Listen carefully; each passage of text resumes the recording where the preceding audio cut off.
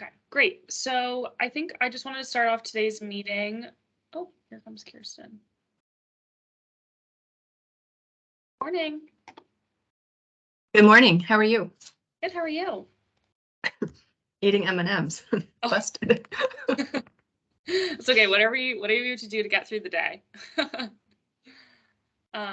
Okay, great. So I was just going to have us start off and do introductions again, since I know it's been a little while since we've met. And then if anything is going on in your world that you just wanted to let the group be aware of, feel free to share that as well, just to give an update on how things are going, or if you have any events or projects coming up that we should be aware of. So I guess to start, I know that we haven't met in a little while, so some of you are aware, some of you might not be aware, but Tori is currently not with the board at the moment. She has actually left for a temporary amount of time to go work on the governor's campaign. So I apologize for the abruptness of the announcement, but given the nature of what she was going to do, we had to send out an email and let folks know on the board relatively quickly. And so I apologize that she did not give you all a heads up directly about her absence, but she very much plans to come back in the late fall, early winter months, assuming everything goes according to plan, and re-enter working in this space and working on the workforce system. So for the time being, I'm serving as the acting executive director, and we are not going to be hiring another staff member. So for now, it's just me, and we do actually have an intern who's going to be who's helping me as well right now, but we're not hiring another staff assistant. So it's just me. So if anyone has any questions about that, I'm happy to answer any questions that you might have, but I apologize for the abruptness of that announcement. So if we just want to go around and introduce ourselves, and if you, again, have any other updates or anything that we should be aware of, feel free. And I can just start by calling on someone, and if you want to call on someone after that. So Robin, if you want to go ahead. Certainly. Good morning, everyone. Thank you, Abby. I'm Robin Albert. I'm the Marketing and Training Manager for VMAC. I celebrated my 13th anniversary with VMAC last week, and happy to be here on this committee with everyone. I do need to step away in 10 minutes for 2 to 3 minutes. I'll apologize, but I promise I will come back. Okay, no worries. Thanks, Robin. And how about Barry? Good morning, Barry. Hi, Robin. It's nice to see you. Hi, everyone. So I'm Barry Hulse. I'm the Executive Director of Vermont Manufacturing Collaborative. Like VMAC, that's organizations underneath part of the Vermont State University system. Let's see, updates. With VMAC, there's a lot of things in the manufacturing space upcoming, including Manufacturing Month. We're hosting a lot of events, bringing students and businesses together in different ways, different capacities, and all trying to figure out how we continue to accelerate workforce development. How about Danielle? For Daniel, I apologize. I know he's driving. Hello there. It's I'm Daniel. I'm Daniel Isaac, CEO of JK Adams. We're a wood manufacturer down in Dorset, Vermont, way down south. I've been CEO there for maybe 2.5 years now. Prior to that, I was Ops and Logistics VP at Pompanesett Mills, which is a handcrafted furniture company. And what's going on in our world? Unbelievably busy, in a wonderful way. But supply chains seem to be easing up, etc. A little bit. But costs don't seem to be easing up. So, I'm sure it's the same as everywhere else. The one thing I'm going to put out there just quickly is that we are recruiting for a strategically minded head of manufacturing operations. So if anybody does know or of anybody who may fit that kind of bill, doesn't have to have any specific experience in woodworking, but just we can connect and hopefully, if you've got anybody, please let me know. I'm not going to look at my phone and prefer this to anybody else. So somebody else might have to jump. Mark, do you want to go ahead? Yeah, sure. I'll go ahead. My name is Mark Ray. I'm the owner at Stowe Cider, as well as the board president of the Vermont Cider Association. I'll be honest in just saying that I'm still trying to figure out if and how we fit in. I think we're a little bit of an outlier in this group in terms of what we're doing, but certainly representing cider and even potentially just the brewing industry, which I'm closely connected to, is we are manufacturers, right?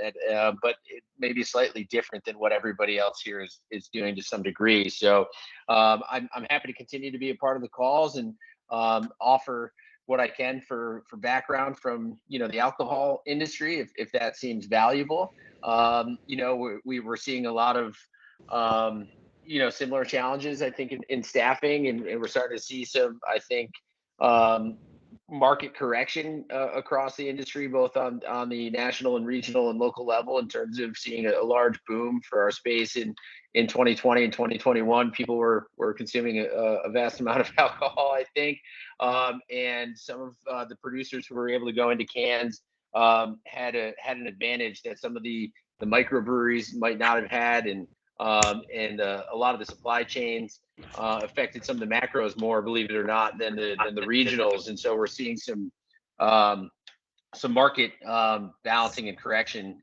in our industry in terms of getting back to close the volumes for a lot of producers, which is what I just figured I'd start there. So anyway, thanks for having me.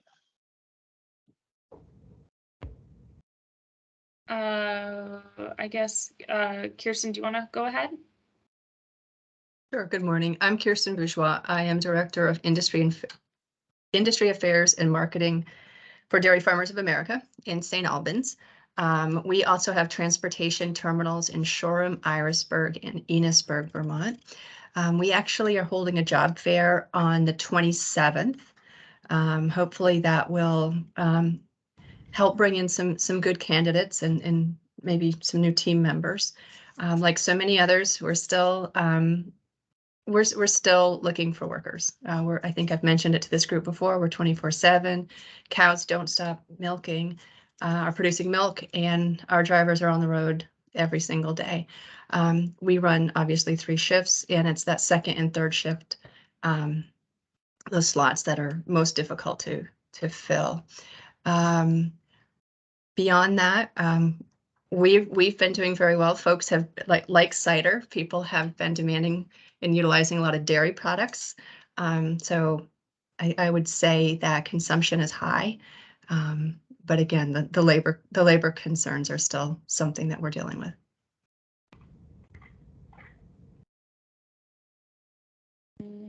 Okay, Brian, do you want to go ahead? I don't know if you're. Sure. I am Brian Carpenter, the president of Champlain Valley Equipment, and we have 5 stores here in Vermont. Sell farm, construction, and outdoor recreational equipment. We're very involved in a lot of infrastructure projects, and we see a lot of the different employers around the state in a number of different industries. So kind of enjoying that I think everybody's got the same issues regardless of what market they're in. And what we're doing can be meaningful if we can move the needle. So I appreciate the opportunity to work on this project. Great. Monica, if you want to go? Sure. Good morning. I'm Monica Green. I'm the president and CEO of Vermont Precision Tools. We're located in Swanton, Vermont. We actually have another facility in South Central Kentucky as well. Together, we're about 300 people, 200 here in Vermont. And again, the supply chain workforce issues are pretty much constraining our sales. We're actually on track for a record year in sales. Having to start making decisions around what orders we can take and which we can't because of workforce. Trying to be creative, doing job fairs, adding benefits, increasing wages, doing all we can to compete against Kirsten and other local employers. I think we're robbing Peter to pay Paul all the time. I'll say as an example, we're paying double time for overtime. We don't have enough workers, and our current staffing, is getting fatigued from working the extra hours. So that puts us in the situation where we've got to start making decisions about saying no to work, which is a first time ever kind of situation for us. So more to come. I do think there's a little bit of softening, but it takes a long time for us for that to catch up. Supply chain lead times are a year in some cases, so we're trying to plan having to hold inventories for a much longer period of time, and that's a substantial cash flow strain. So I don't know where it's going to get better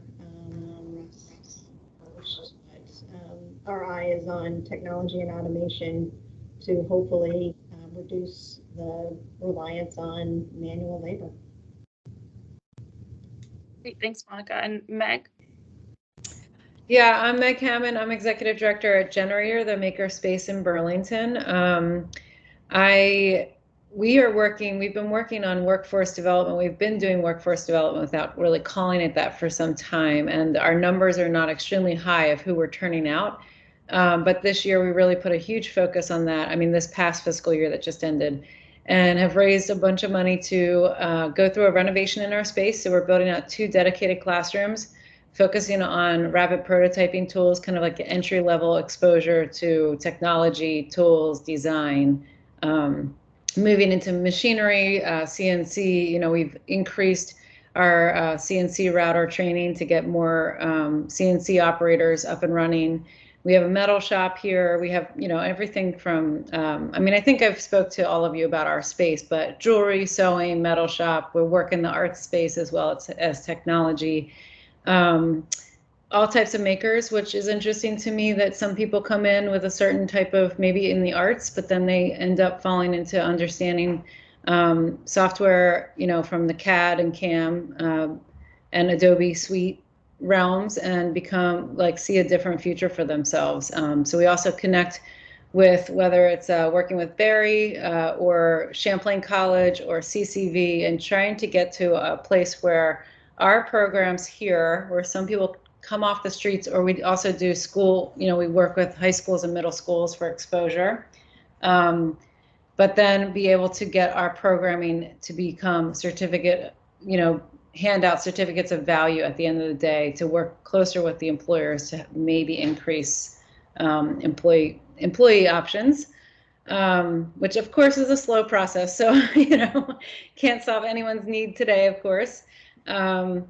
But we did have an interesting thing happen the other day. I don't know if I should mention it right now, just with Vermont Creamery they have one key employee who designs and fabricates on the daily, and he lives really far from Vermont Creamery. And so he became a member at Generator to do some of his work at Generator 1 day a week, so he doesn't have to drive. And I just thought, there has to be some radical creativity around how to support your workers, obviously, right now. And just seeing the potential use of our space, being able to connect. One thing that's going to come out of that, of course, is Vermont Creamery will probably just be showing up. The name of the business will be showing up at Generator, and there's people getting trained up, and then he'll start becoming an instructor down the line. But I feel like there's some way that we can really support connecting manufacturers with our community and getting people to understand what's out there for jobs that they might start getting interested in. So one of the things that we've been doing, Abby, you've been to this, and a few others, the Advanced Manufacturing Day down in Barrie at the Granite Center, but we are going to be doing that in Champlain. In this region, we'll be doing it at Generator this next spring, bringing schools and manufacturers together in one space. So teachers, manufacturers, and then the maker space. Students as well. Yeah. So great. That Yeah. sounds great. Thank you, Meg. And anyone can come and tour our space at any time just to see what it is. We do so many things, but feel free to reach out to me if you're interested in learning more about Generator. Great. All right. Well, thank you all for sharing. I think the way that today's meeting is going to go is I have some data based off of questions that were asked at the last meeting, and then going from there, fine-tuning a mission statement that Tori and I had worked on that either if we like it, we'll keep it, we can edit it. If we want to completely get rid of it, that's fine. And then coming up with some general goals of the committee, and then potentially trying to nail down some deliverables that we can start working on. And I think it's important with these committees being so new that we can identify at least one thing that we can start working on and tangibly delivering. That way we get some momentum going. So that's the goal for today's meeting. We'll see how much time we end up having, but that's the hope for today. And if anyone has any questions or anything, feel free to jump in or interrupt me. I'm just going to share my screen here. Okay, can everyone see my screen?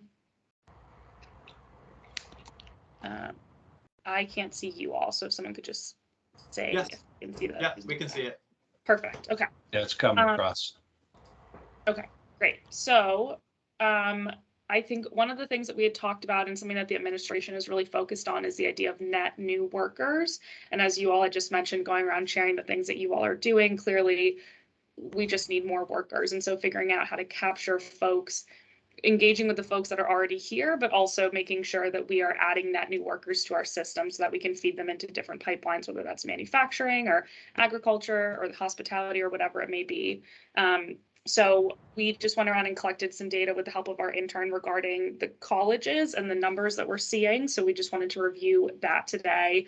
I know someone had also mentioned the degrees that are coming out from different institutions, and we have that for the Vermont state colleges, but surprisingly, it was hard to find for some of the other institutions in Vermont. So that's data that we're still looking for, or maybe it's a hole that we need to fill, figuring out how many STEM jobs are coming out of how many STEM degrees are coming out of UVM or from Norwich or from wherever. But so just reviewing that data, and again, with the idea of figuring out how we as a manufacturing committee can capitalize on getting these net new workers to enter our workforce system and stay in Vermont. So with this data, it was collected from the Vermont Higher Education Council, a report that they had created based on fall 2020 enrollment.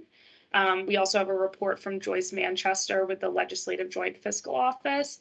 And then we have a report from the Vermont State Colleges System, their impact report back from 2018 to 2019. So just to paint the picture, we have about 17 institutions of higher education in Vermont. And in the fall of 2020, there were roughly 34,000 students enrolled. So just looking at trends overall in our state, that enrollment was down by about 2.8% from the fall of 2019. So unfortunately, we are seeing that decrease in enrollment. However, every year that's roughly 38,000 students that we could potentially try to capture as new workers entering our workforce that have for one reason or another decided to come to Vermont or stay in Vermont, that we want to try to tap into our career pipelines to get them to stay here. So looking a little bit more closely at that number, 40% of those students were Vermont residents, but over 60% of them were out-of-state residents. So again, talking about net new workers trying to get folks to come here, these are students that for one reason or another have decided that they're interested or have decided to come to Vermont. So figuring out how we can keep them here, because one step through the door, they're already here. So it seems like fairly low-hanging fruit to try to figure out how to engage with them and get them to stay here, even if it's for a year or two post-graduation. Looking at it a little bit more specifically within the independent colleges and looking at UVM, the percent of out-of-state students overwhelmingly is larger than the percent of in-state students. So again, low-hanging fruit of folks that have come here are setting up connections in our communities and figuring out how to get them to stay here. And then not surprisingly, look at Vermont state colleges, overwhelmingly more in-state students. But again, clearly we have them involved in our institutions. The infrastructure is set up to help them usher them into a job here in Vermont. So figuring out how to take advantage of getting these students to stay here. And then looking specifically at the Vermont state colleges and degree programs by enrollment, looking at STEM, seeing the amount of folks that are involved in that degree compared to arts and humanities or business and management and health professions is pretty competitive. So again, I think it's important to see that we already have folks that are coming here that are interested in our fields, but then just figuring out how to get them to stay here is necessarily an easier issue to tackle than trying to figure out, oh, how are we going to recruit these people to come here? How are we going to get them into our pipelines, in our infrastructure to get them then to eventually end up in a manufacturing job in Vermont? So with that being said, I think that we wanted to identify a clear mission statement for this group just to make sure that we were all on the same page. And so this is what Tori and I came up with, but obviously are looking for feedback from all of you. So what we had come up with, very basic and broad, is to fill existing manufacturing jobs in Vermont and increase the number of potential workers in the state's manufacturing pipeline. So increasing net new workers. So I guess to start off, just looking for some feedback from folks if they like that mission statement, if they want it to be more specific, more broad, but really just any feedback that folks might have on that.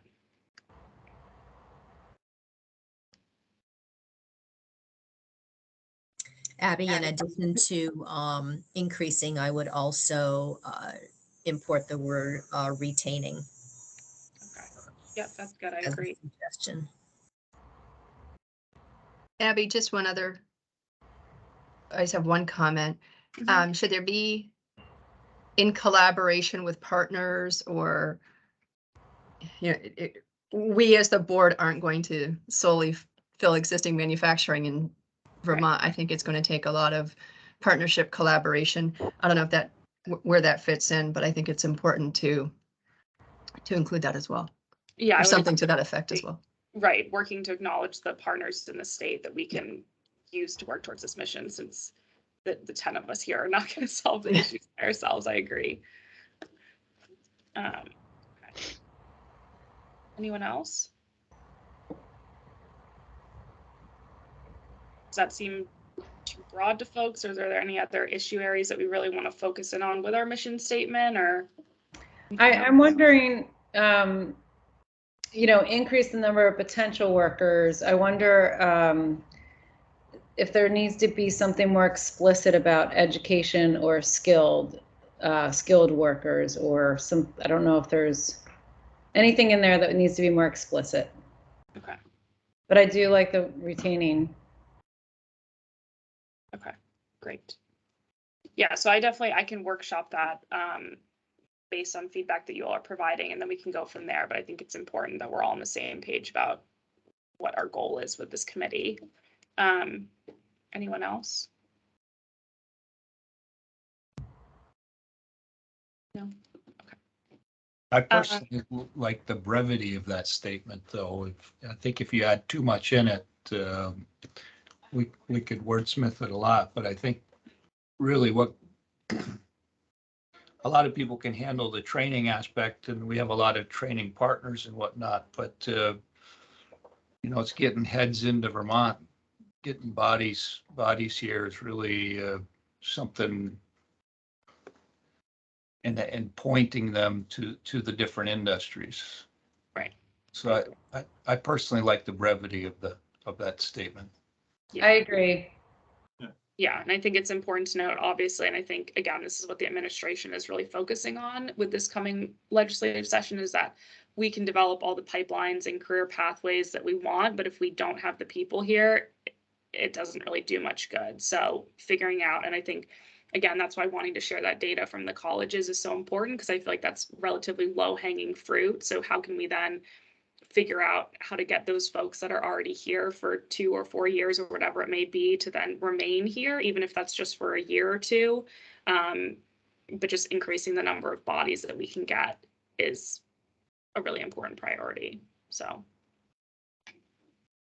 anyone else? I agree with all the things that you're saying there, and this is Daniel, by the way. I think it's right, spot on, and the internal tagline that we use at our company, basically it's exactly this, but it's recruit, train, retain, and it's the same thing that we've got right here, and so I think we're hitting the nail on the head. Great. Perfect. So I can word shop that a little bit more and send it back out to you all, but we can finalize that. Okay, so then going off of that, and obviously with our previous meetings, we developed a few goals that we just wanted to run by all of you, which again, we can decide if we want to prioritize a certain number of them or if we want to add any goals, but I can just review through them. And then if anyone wants to add any of them, and then on the following slide, we developed some actual tangible items that we felt like we could work on to try to work towards these goals. So the first one, and we've mentioned this before, is work to destigmatize manufacturing. So some sort of rebranding of it or a facelift to try to get people more involved in the industry and understanding what it's really like day in and day out. I think we've all mentioned that the perception that folks have is not necessarily the most up-to-date idea. And so trying to figure out how to rebrand it so that people are more interested in it. The next one was a certain percentage of all Vermont students have participated in some manufacturing career exploration by a certain year of high school. So looking even further back, not necessarily at college students, but even high school students, figuring out how we can engage with them at an earlier age.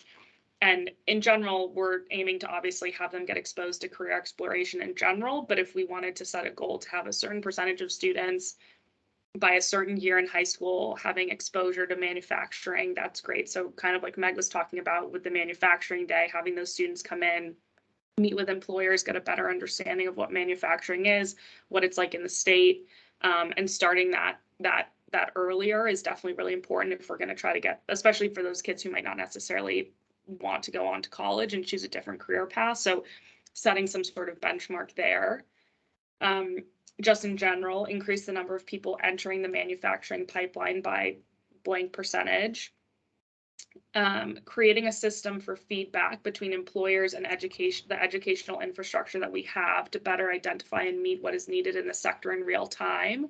So I think, Barry, we had talked about this when Tori and I came to visit you, but figuring out how the educational institutions that we have are checking in with our real employers that we have out in the workforce space of what students need to be learning. So that way, when they have a job, when they get out of whatever educational program that they're in, that they actually have the tools that those employers are looking for. So trying to figure out how to connect the employers and the educational infrastructure that we have so that we're producing the sort of workers that they're looking for is really important. So that was a goal that we thought of. And then lastly, working to diversify and increase marginalized groups' involvement in the manufacturing industry. So I think another really important one, and similar to the working to destigmatize the manufacturing sector, is trying to tap into different groups that we can get into manufacturing. So whether that's women or people of color, but just trying to diversify the industry in general. So those were the 5 that we had come up with. Does anyone have any? That was a lot. So if anyone has any comments, questions, wants to add a goal, doesn't really like a goal, really just looking for general feedback. And also I'm happy to circulate this after the meeting and folks can look at it and think about it a little bit more. But just off the bat, does anyone have any comments on any of them?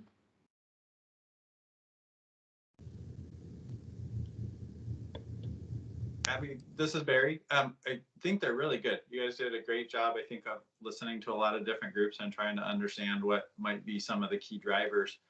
Maybe an observation, and I'm not sure if this should get captured in this or not, but we talked about, I think, the low-hanging fruit in students, and we looked into colleges. I'm going to make a guess that, especially in the 4-year degree programs, and I've looked online at what some of the roles and the jobs are that are needed in the mass of this environment of manufacturing. There might not be the best match there. It might be that the outgoing CTE groups, community colleges, 2-year degrees, I just don't know what number by role is needed. So I think there's an extension of, is it really the colleges that we're looking for that could be the best feeders, or actually are there school off-ramps that are earlier that might be better feeders? Yeah. And do you mean by that like prior to higher education or programs outside of school necessarily, or do you have any examples off the top of your head? Well, I guess I would ask, there's a piece of data that I don't have. I'm just making a guess. If you took the let's see, Marianne has the chart that says here's how many jobs types there are needed, just as an estimation of the whole state. If we look at those and understand what's the skill set, what's the level of education, and experience that's needed, I'm making a guess that it's skilled running machines. And there are things where it's not necessarily they're trying to find folks that are just coming out of their 4-year degree in an engineer that might fit those. So really my point is the best way to do this is match up the off-ramp of school, whether that's coming out of a CTE school or high school, or somebody wants to go to a 2-year degree, or someone wants to go to their 4-year degree, trying to match up the off-ramp or the ending of school with the appropriate level needed from the jobs. Gotcha. Yeah. Okay. Anyone else? Yeah, I have a quick question. And on the third item, the increased number of people entering the manufacturing pipeline, do we have a solid baseline for where that's at now? I'm not sure. I don't know if that's something that I could talk to Marianne about, and I'm not sure if the data already exists or if it's data that maybe that's a gap that we would need to identify so that we have a baseline. But I would guess that Marianne Sheehan with the Vermont Talent Pipeline would be someone that I could ask about that and see if we have a baseline. Okay. Yeah. That follow on to that question, it says manufacturing pipeline. I'm wondering, does that mean manufacturing workforce, or did it actually mean pipeline? Because I'm thinking a lot of our pipeline are 4th, 5th, 6th graders that you introduce to STEM really early, and then they start to understand that this could be a really cool field. So was this meant as early as when we're building up front, or is this really meant as how many people decided to stay and work in manufacturing? I feel like it would probably be smarter to have it being earlier down the line, because then you're going to have a greater chance of retainment. So I would say more on the front end than the back end if we were going to use it as a data point, I think.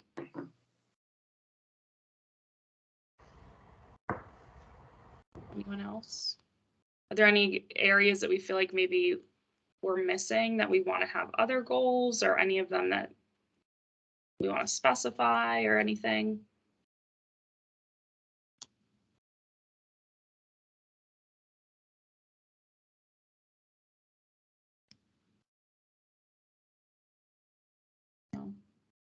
Are there any goals that folks think, oh, this is really, oh, sorry, go ahead, Daniel. No, that's right. Did we? I don't know if I missed it, but did we discuss, trying to encourage people to come in from out of state as an option to be increasing our manufacturing workforce as well? No, I don't think so, and that's definitely something that we could add on. I feel like that part of it, if we do any sort of like branding campaign with destigmatizing manufacturing, that could tie into that. I also think with the working to diversify and increase marginalized groups, that could also tie into that, whether you're talking about new Americans or just folks that are coming from outside of Vermont. But we could definitely develop a goal there of like a benchmark of the number of people that we would be trying to recruit, or a goal related to a certain population, whether that's out of state folks or new Americans or whatever it might be. Was there a specific group that you were thinking of, or just people outside of Vermont? Oh, just anybody outside Vermont. Obviously, we've got an aging workforce in Vermont. We, recruiting young people from an early stage is a great idea. We absolutely should hit that. But the statistics are showing that young people are also more likely to move out of state and not stay in Vermont. So, I think attacking this from the angle of encouraging people to come back to young families, young professional families. And also from border states, so from New York State and from New Hampshire, what's encouraging them to come and work for us in Vermont rather than work for companies within New Hampshire or New York, and on the South Coast, Massachusetts as well. Yeah, definitely, I agree. And I think obviously with the students that are here, trying to capture them after graduation, I see that more as folks are definitely more likely to stay for a year or two and then maybe wanting to leave and then trying to catch them again on the back end of returning to Vermont, like you were mentioning. So getting young families to move here. So I do think that's another group that it's important that we try to capture them as well. Anyone else? Abby, it's Brian. Can you just clarify the first one, exactly what that means? I'm trying to figure out, is that saying that there's an image of manufacturing that doesn't fit today's workforce, or? Yeah, I think trying to change the idea of manufacturing and teaching folks the new, more modern jobs that there are.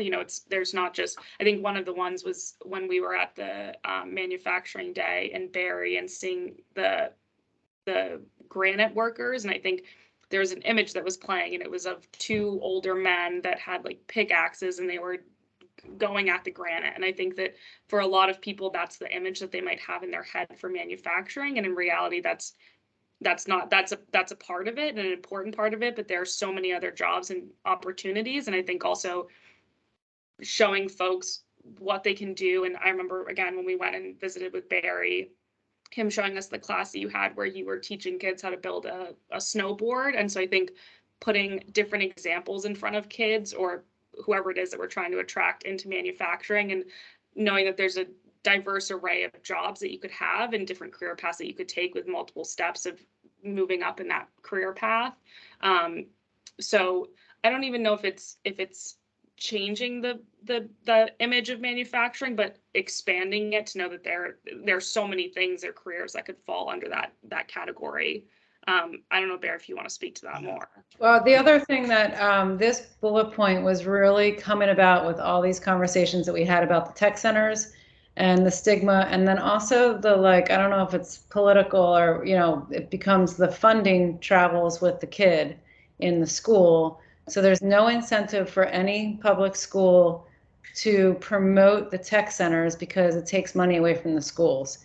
And so there's this challenge there, but also even when they do promote the tech centers, they're not really doing a lot of service to those tech centers. And there is a stigma for parents, whether they want to send their kids there. So this bullet point in particular, for the whole time that I've been on either this committee or talking with this group in one way or another, or other people outside of this group, is about the tech centers and parents having confidence that they're going to get a quality education and a quality job outside of the tech center, and going to the four-year college isn't always the, like, there has to be some work there about how we're valuing things. And I think, so maybe there needs to be a little bit more work on the way that bullet point's written to really, showcase the nature of how we arrived at that one, I think.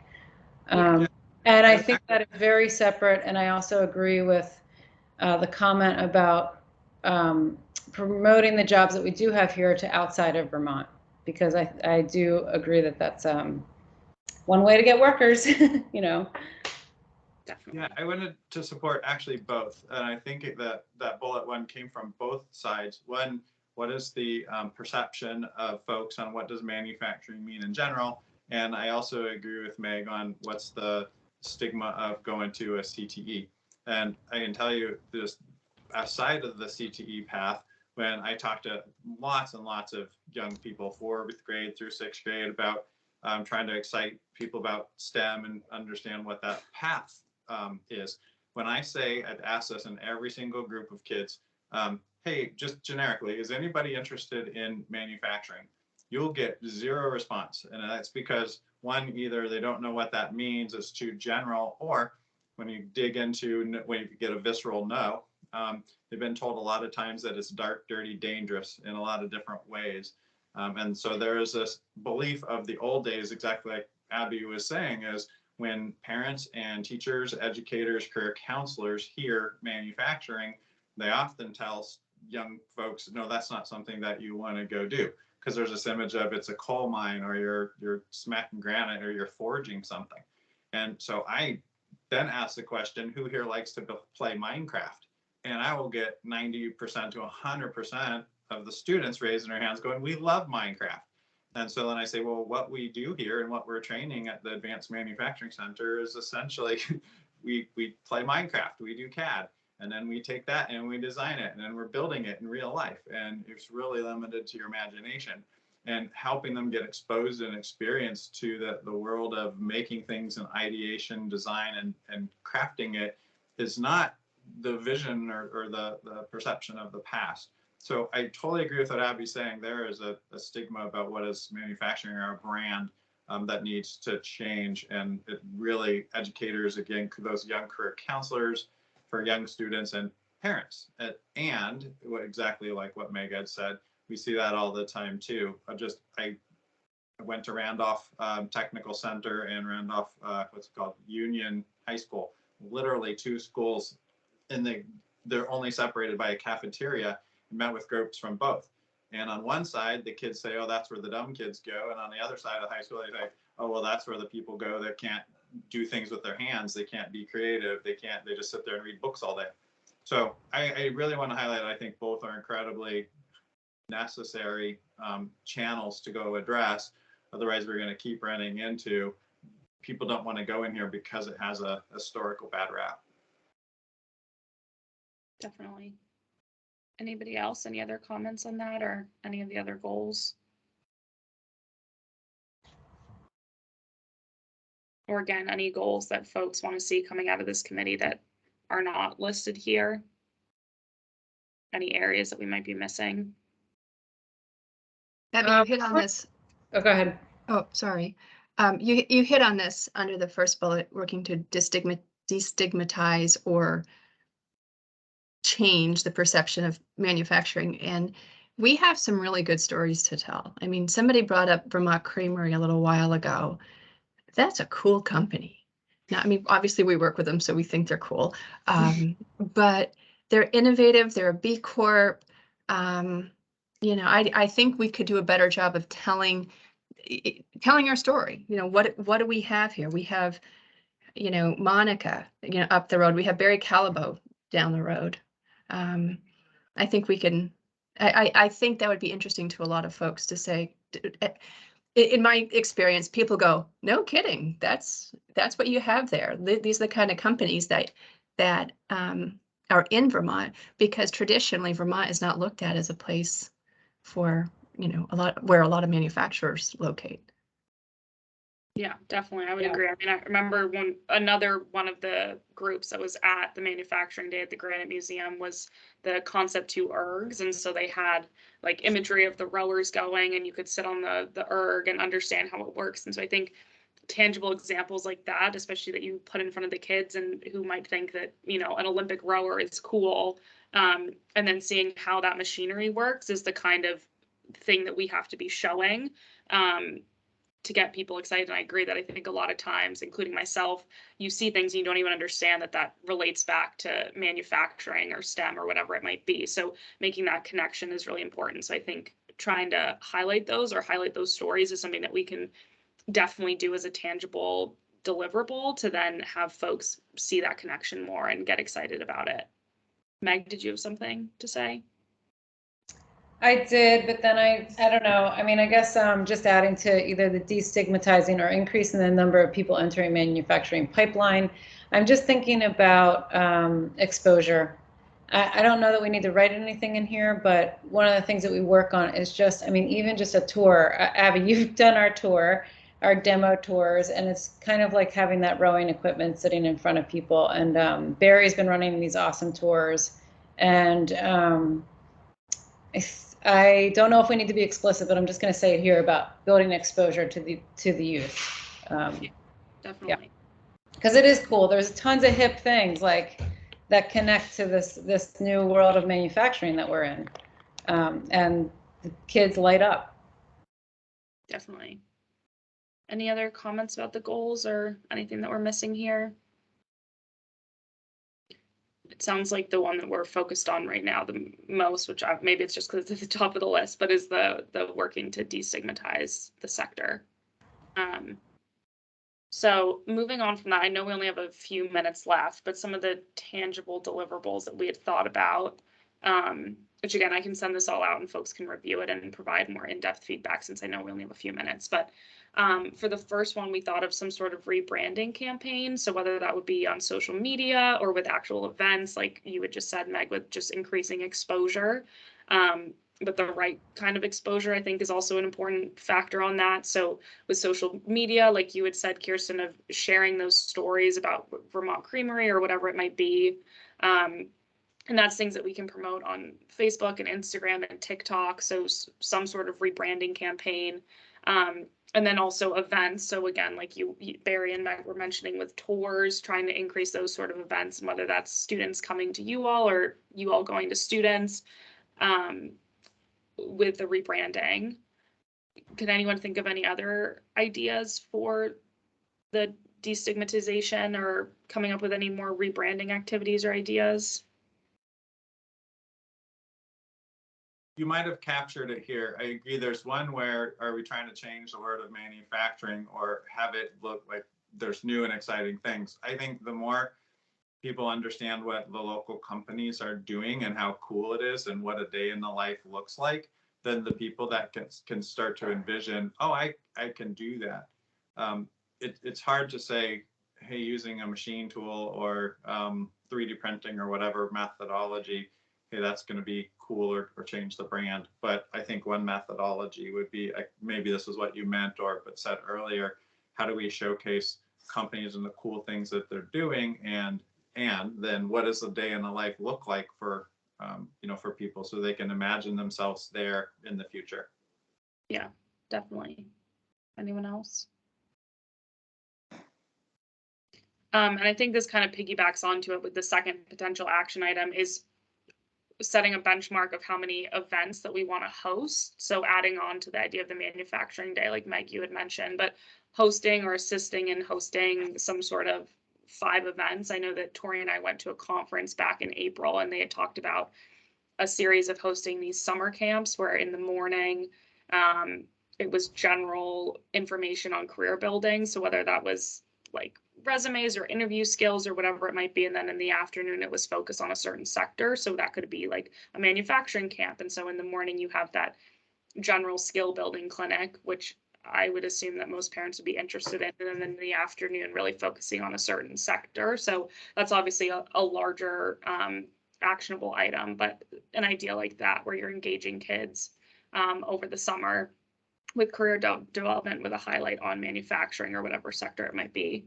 And then for the third one, we had create a concrete list of manufacturers and their skill sets needed and distribute those to schools or curriculum directors and hosting some sort of quarterly meeting. So I think, Robin, we had thought with you all with having a list of the manufacturers, but then having some sort of quarterly meeting or just connecting the educational infrastructure with the manufacturer employers and what they need, because that continuous conversation needs to be happening so that we're producing workers that actually have the skills needed to then go into whatever job it is that we have available for them in Vermont.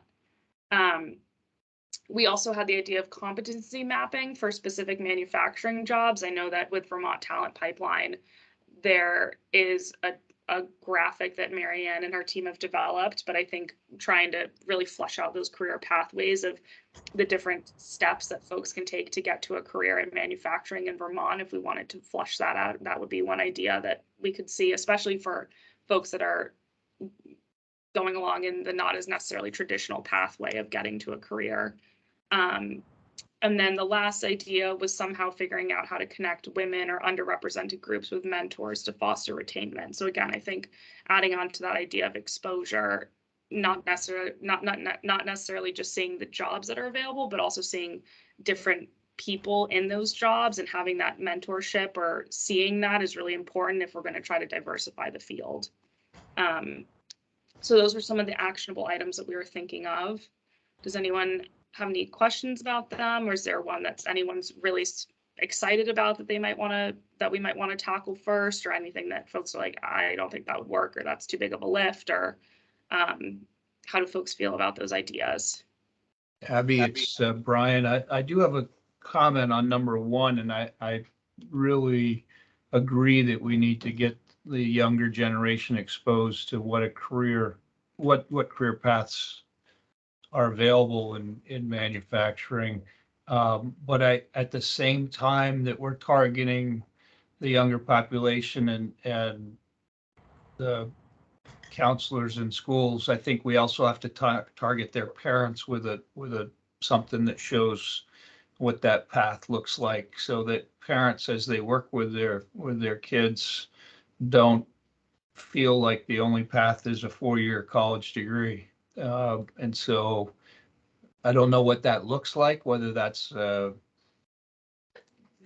think it has to be material that they can easily access and pull off and show what those jobs entail, what's a career path in manufacturing, and what's the income levels that they can expect, and things like that a parent would be interested in when mentoring their kids. So I don't Definitely. know if we have that easily accessible at this point, but I think Yeah. that's part of that. Then you show the kids the cool stuff they can do, while at the same time you're showing the parents what's that career path look like, and they know their kids maybe not a real great candidate for a 4-year liberal arts education, or whatever else they may be hearing from counselors. So I have seen that with some of our employees that we've attracted over the years, where they were being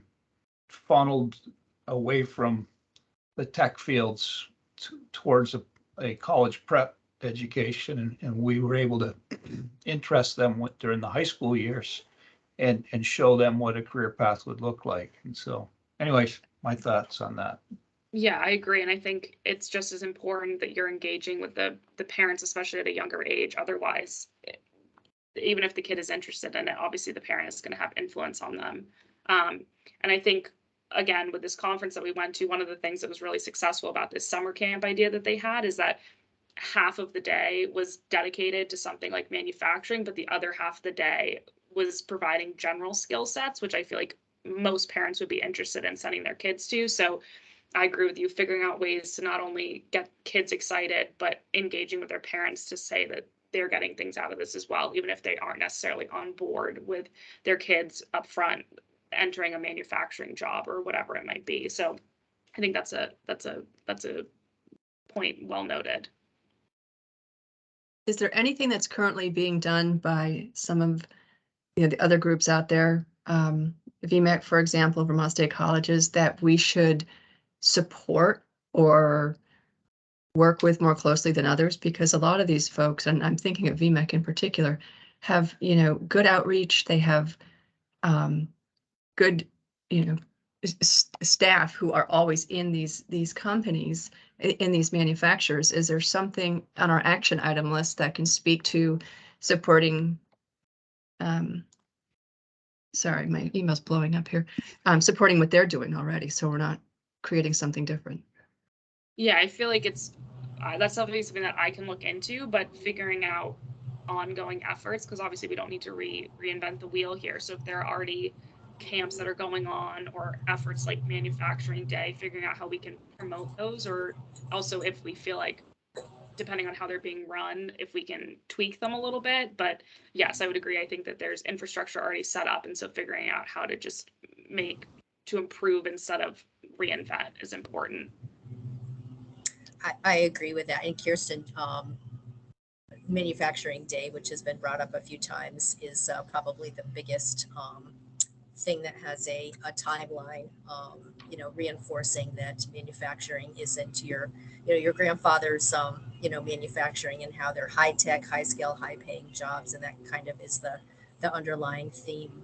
So we can talk about that a little bit more. Our mission in that is to get the word out to Vermont manufacturers, to open your doors virtually or in person, and let folks know, whether it's elementary school kids or high school kids in tech program, or just the general public, what do you do behind those doors? So that's a great way of just letting people know what's available. And also, we're going to be promoting a lot of our own events for our manufacturers, so we're pretty excited about getting things going, so we can certainly keep this committee and everybody updated on what our plans are. Great. On the student side, there absolutely are programs that exist, and I think scaling them would be better than starting from scratch. I saw last week at Vermont Technical College, there were 20 students for a STEM camp there where they learned skills right in the STEM field. And then it was also intermixed with companies came or they took field trips out. So they saw VTrans. I know they went to the Flight Academy School. And all 20 said it was an amazing experience. And I think we would want to figure out how do you get 20 to get turned into 200 or 2,000 students can be in there. Like, we don't have to create the programming. Like, that kind of stuff exists. It's really the resourcing of getting that type of marketing out to all students in advance, and then having the capability at different schools or maker spaces around the state to actually host those, and then incorporate more companies, have a broader view of companies. Yeah. Yeah. For example, Generator works, like right now we just got 365,000 from the congressional directed spending for from the Leahy office for supporting the setup of 5 maker spaces in 5 different high schools, as well as supporting our dedicated classroom, where we'll start doing professional development for teachers to then be able to do, this is all rapid prototyping tools. So 3D printing, laser cutters, vinyl cutters, mini CNC router. I'm probably forgetting something.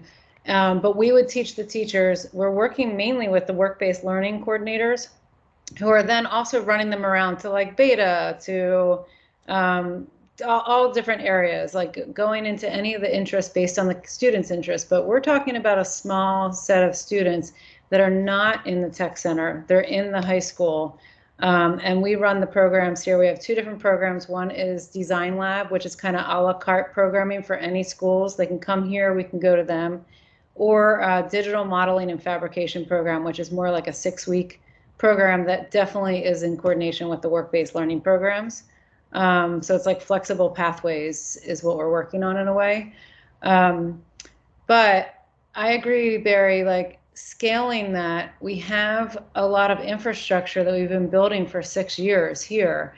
We're a small organization. We're like, you know, when I came on, there were six staff members. Now there's 9.